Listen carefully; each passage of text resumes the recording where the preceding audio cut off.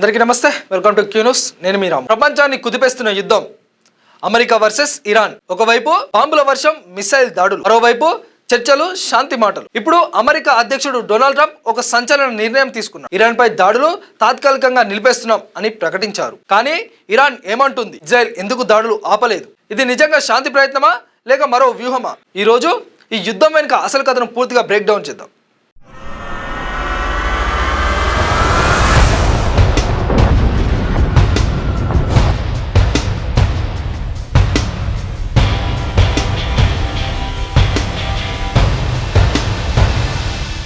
పశ్చిమాసియాలో ఉద్రిక్తతలు కొత్తవి కావు. కానీ గత నెల ఫిబ్రవరి 28 నుంచి యుద్ధం మరింత తీవ్రంగా మారింది.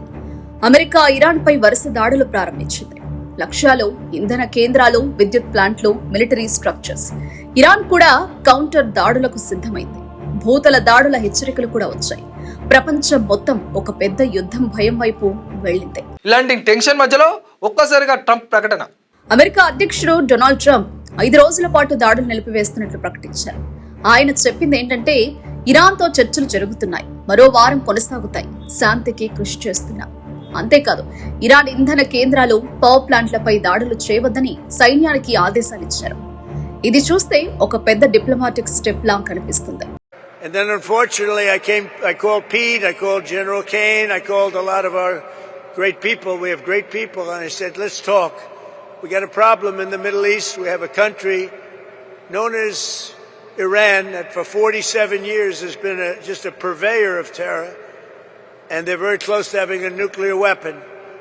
We can keep going and get that 50,000 up to 55 and 60 is no end, or we can take a stop and make a little journey into the Middle East and eliminate a big problem. And Pete, I think you were the first one to speak up. And you said, let's do it, because you can't let them have a nuclear weapon. So we are now having really good discussions. They started last night, a little bit, the night before that. కానీ ఇక్కడే అసలు twist ఉంది. Trump ప్రకటనను Iran పూర్తిగా తిరస్కరించింది. Iran ఏమందంటే, ఎలాంటి చర్చలు జరగడం లేదు, ట్రంప్ను నమ్మలేం, ఇదొక కుట్ర, ఇంకా మా హెచ్చరికలకు భయపడి ట్రంప్ వెనక్కి తగ్గారు అని ఎద్దేవా చేసింది. ఇరాన్ మీడియా హర్ముజ్ జలసంధి విషయంలో తమ వైఖరి మారలేదని స్పష్టం చేసింది. అంటే యుద్ధం ఆగలేదు, మాటలే మారాయి. ఇంతలో మరో పెద్ద షాక్. ట్రంప్ బ్రేక్ ప్రకటించిన వెంటనే ఇజ్రాయెల్ ఏం చేసింది? టెహ్రాన్ పై బాంబులతో దాడి. అంటే యుద్ధం ఆగలేదు. ఇజ్రాయెల్ క్లియర్ గా చెప్పింది, దాడులు నిలిపివేత అమెరికాకే పరిమితం.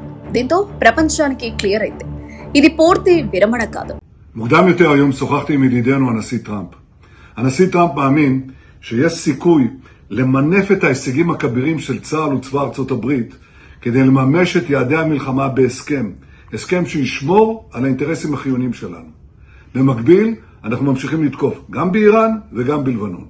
אנחנו קודשים את תוכנית הטילים ותוכנית הגרעין הדק וממשיכים לפגוע קשות בחיזבאללה.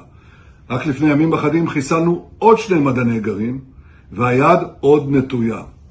אנחנו נשמור על האינטרסים החיוניים שלנו בכל מצב. అంటే ఇప్పుడు పరిస్థితి ఏమిటి? ఒకవైపు చర్చలు, మరోవైపు దాడులు. ఇది డబుల్ గేమ్ లా కనిపిస్తుంది. అసలు వ్యూహం ఏమిటి? విశ్లేషకుల అభిప్రాయం ప్రకారం ఇదొక స్ట్రాటజిక్ పాజ్. ఎందుకంటే అంతర్జాతీయ ఒత్తిడి పెరుగుతోంది, ఆర్థిక ప్రభావం పెరుగుతోంది, యుద్ధం విస్తరిస్తే ప్రమాదం ఉంది. ట్రంప్ ప్లాన్ ఏంటి? చర్చల ద్వారా ఒప్పందం, లేదా మరింత పెద్ద దాడికి సిద్ధం. ఇరాన్ ప్లాన్ సమయం తీసుకోవడం, తన స్థానం బలపరుచుకోవడం. మొత్తానికి ఇది యుద్ధం ముగింపు కాదు, ఒక కొత్త దశ ప్రారంభం. ప్రపంచం ఇప్పుడు చూస్తుంది 5 రోజుల్లో ఏం జరుగుతుంది. శాంతి వస్తుందా లేక మరింత పెద్ద యుద్ధమా? మీ అభిప్రాయం ఏమిటో కామెంట్లో చెప్పండి.